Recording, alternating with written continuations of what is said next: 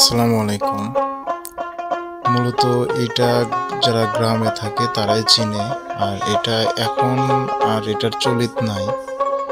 এটা আজ থেকে অনেক বছর আগে এটা দিয়ে তিল ডোলা হয়।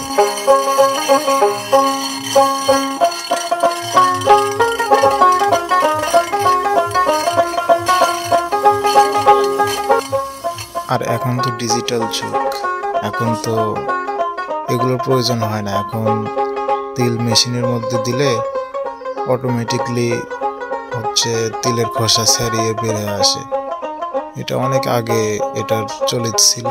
এটাকে বলা হয় তিল ছাড়ানোর জাতা। আর এটা শুধু তিল ছাড়ানো হয় না, অনেক কিছু কাজে ব্যবহার হয়।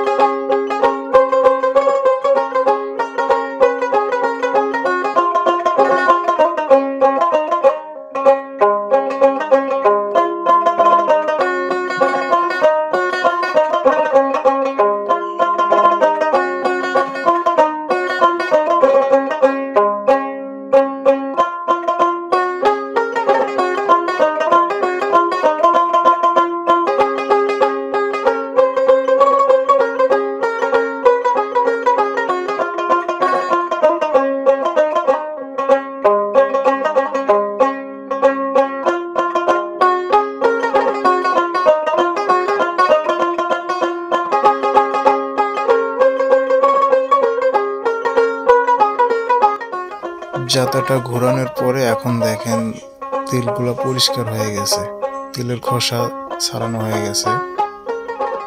তো এগুলো আবার বের করে আর একবার দিলে ভালো হয়।